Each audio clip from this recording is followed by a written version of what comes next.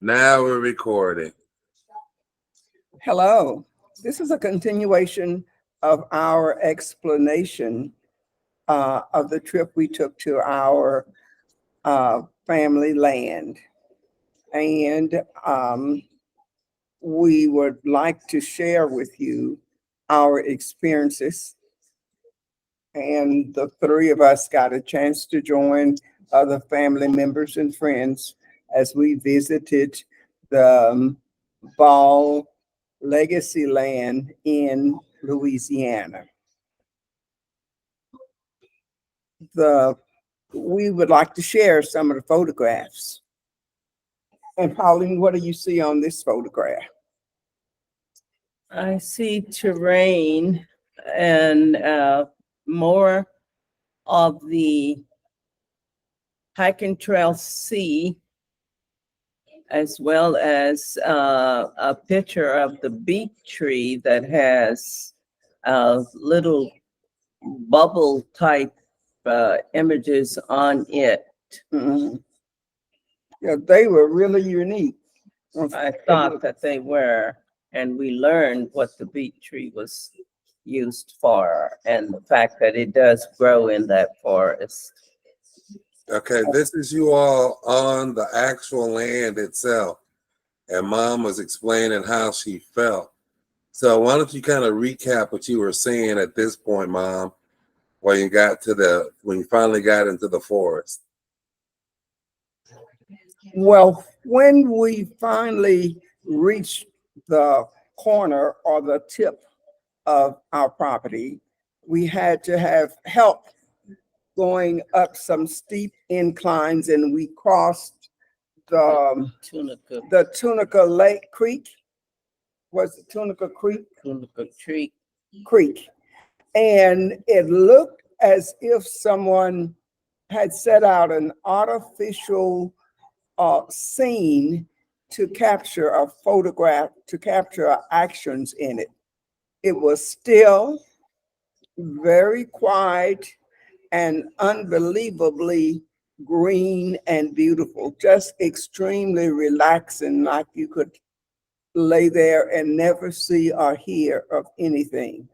There were vegetation that went from very small, scrimbly looking trees that went straight up in the air to a huge, big, monstrous trees. And you could look up and never hardly see the top.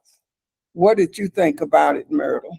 Well, we observed the topography, the terrain, and from the very upper top of that trail, and that was the top of the trees. And they were about, I would say, 6 stories high, and you could look down in the ravine, and it reminded me of how deadly and terrible it would be to fall in there. And I was seeing how all of this perhaps happened as a result of erosion of the land. And they do have a lot of rain there. And so things was really green.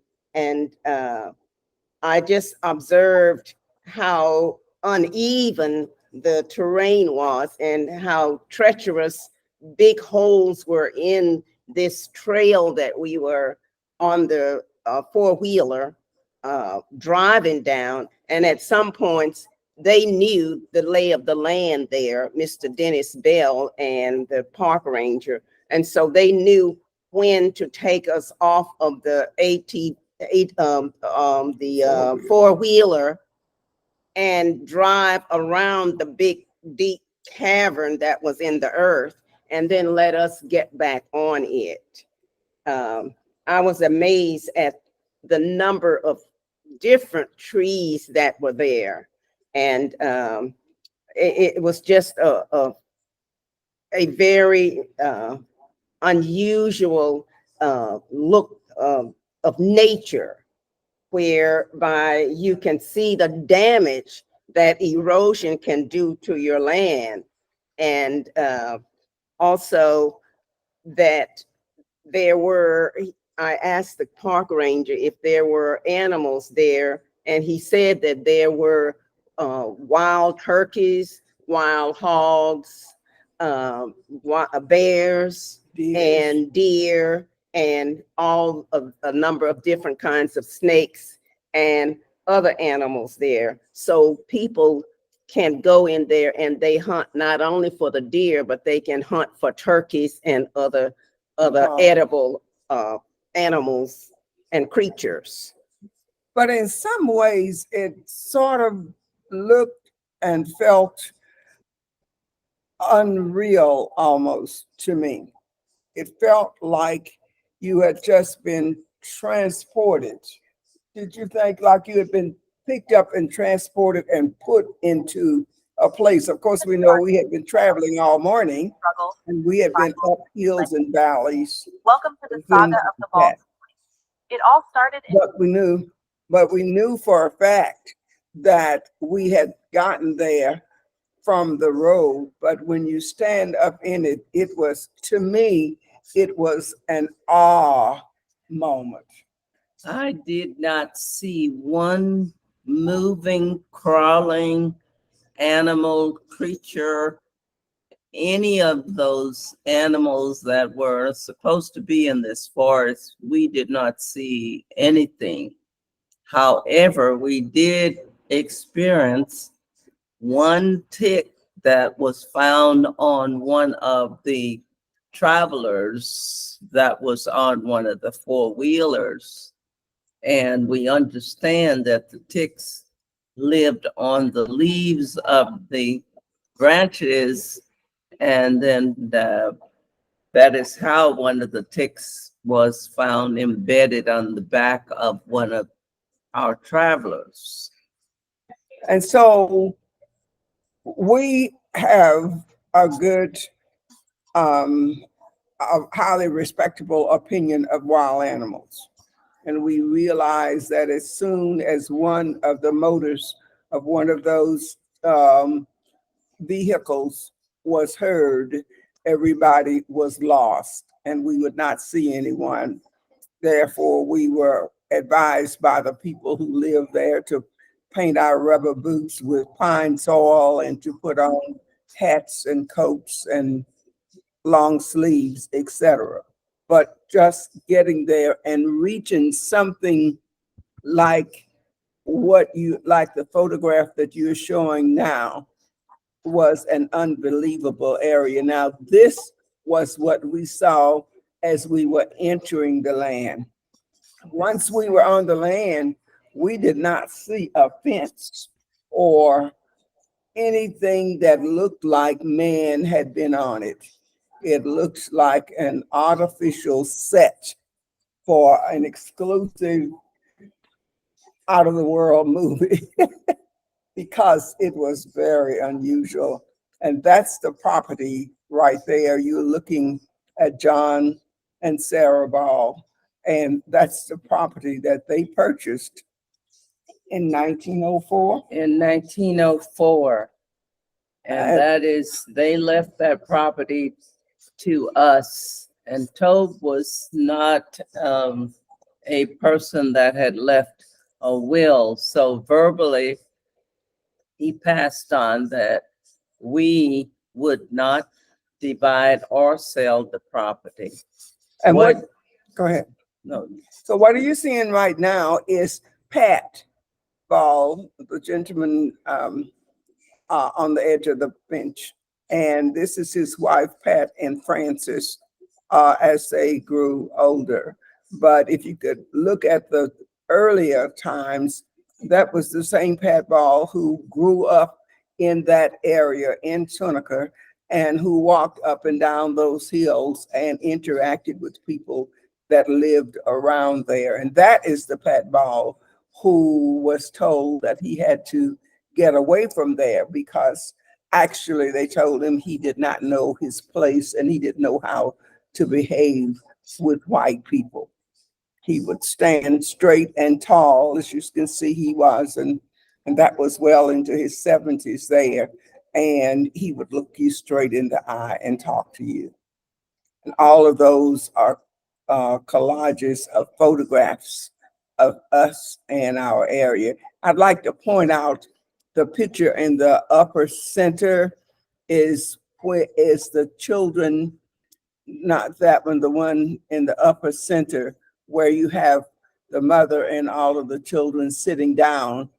There are 5 of mother's children and 4 of Uncle Willie's children.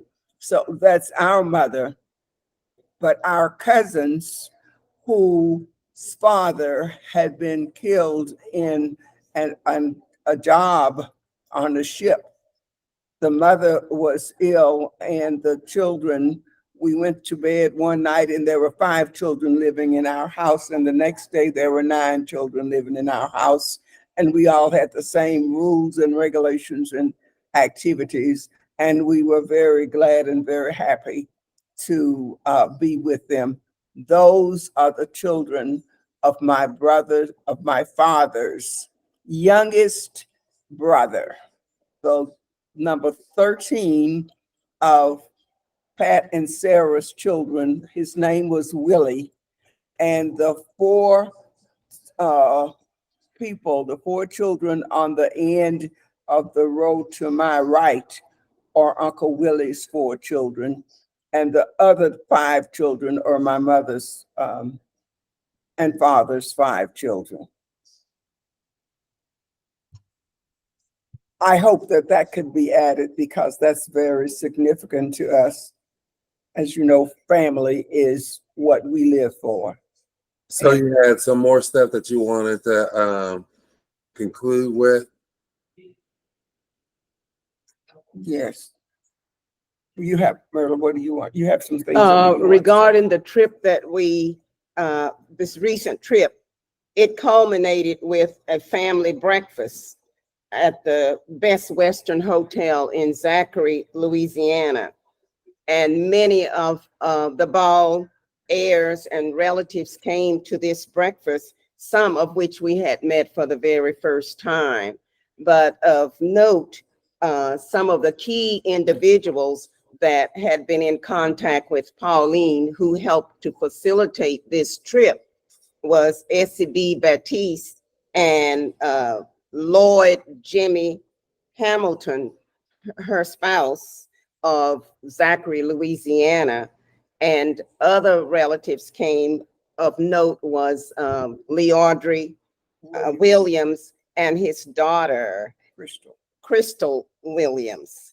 And we had a really great meeting, and many of the people that were there was very happy to know that we had come from Texas to come there and walk on the land and tell them all about what we witnessed and observed on the land. Pauline, did you have some areas? You had some things that we wanted to conclude. In connection with some of the 2 of the people who attended the breakfast, I would like to point out that S.C.B. Baptiste and her husband, Lloyd, we call him Jimmy Hamilton, they were the representatives of Ball family at the water department of St. Francisville. One of our main goals was to go to St. Francisville and actually confirm that our property had been given a 911 address.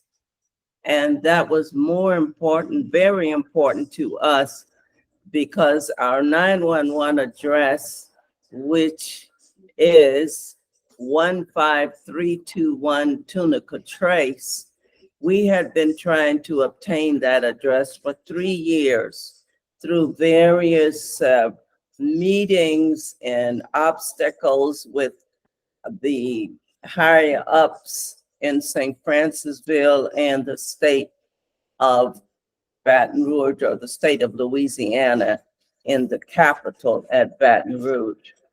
But nevertheless, we were eventually given that address by our cousin Lee Willie Swan, who works for St. Francisville.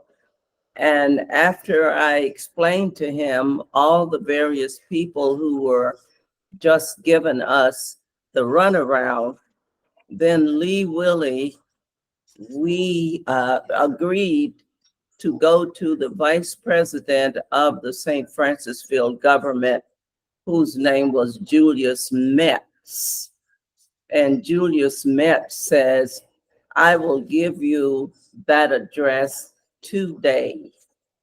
And that address was given to us on February 21st, 2023.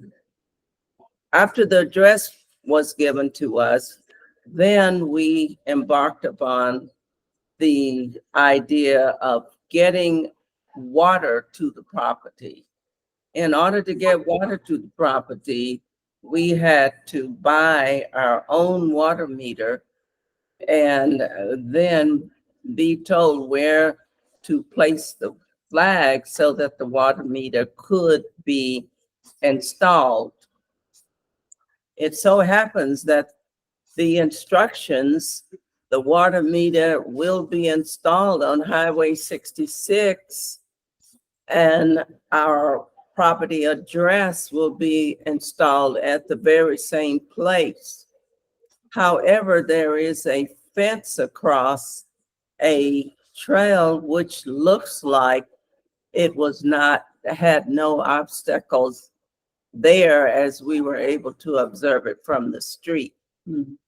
And our goal now, the next time that we go there, we would like very much to go through that gate for 1/2 a mile and be on the corner of our property where Tobe Ball's stake of the property has been observed there. Tobe did not have many various tools or ways to install anything, but he was clever enough to get a steel cross tire, a cross rail, and pick that rail up and put it in the ground at the very corner of our property. And we were told by Mr. Eric Burke that he was the one who located the original stake to the property. That's it on the map right there. That's it. Right there on the map where the red circle is, that red circle represents the corner of our property, a line from the state property, and also a line from Mr. Carlisle Rogelio's property. So there are 3 junctions right there at that circle. But one of the earliest ones that was put down that they could identify was put down by our grandfather. So the state was actually observed right at that corner.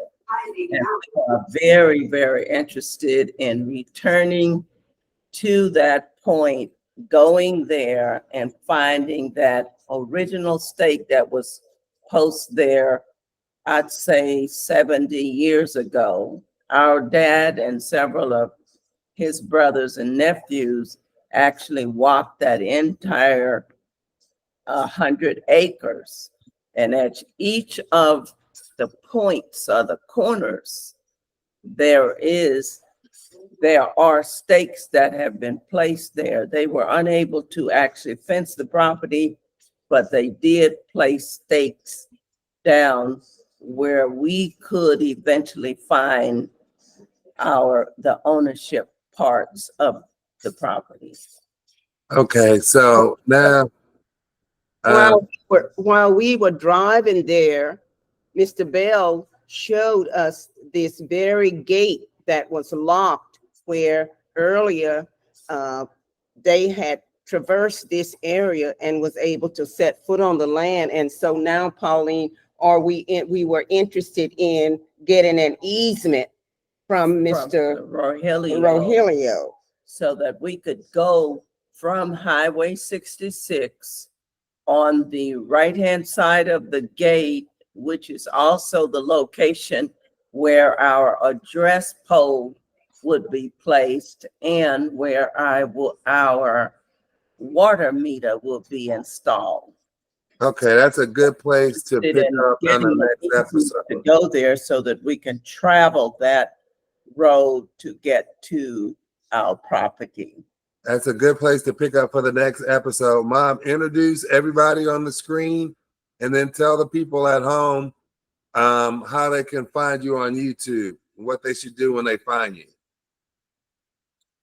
But the values, before I do that, I would really like to give thanks to you and Albert for being two of the persons that went with, and Nicole for being our second generation of people that went there with us. So can I do that? And then, okay. And responsible drivers to and from the trip. Okay, Okay. go ahead and say your names. I'm Myrtle Ball Garrison, one of the daughters of Pat Ball Sr., who was the 10th child of John Tobe Ball and Sarah Price Ball. And I'm Mildred Ball Bright. And Myrtle is my little sister. She's 15 minutes younger than I am. okay. And I am also, I have the same lineage from Pat Ball. Okay. And Pauline Ball Tassian. I am the first daughter of Pat and Francis Ball. I am delighted to have served as the person who helped to manage the land, manage the productions of all of the maps, and get all of the directions from the various agencies that helped to have put in the input so that we could have the forestry department. We could also have other people with expertise to be able to direct us in the direction of at least getting to our property line. And we are very excited to return and be able to go on the property and try to observe areas that we can improve it. okay, So before we end, I'd like to say thank you to our generation, to DeValius Bright, for being one of our supporters, for Albert Frank, who was another one who came from Seattle, Washington with this trip, and for Nicole Mattel, who is also one of our next generation, who has worked very closely with us in this area. So you can find the video. These two. This is the second of two podcasts after the video that we posted before. Where are the videos posted, Mom? On a YouTube page for Dr. Mildred Ball Bright. All right. And when they get there, should they like and subscribe? Yes, please, so that we can go forward. Please like it and please subscribe. All right. Say bye, everybody. Bye-bye. Bye. Bye. We'll close it off.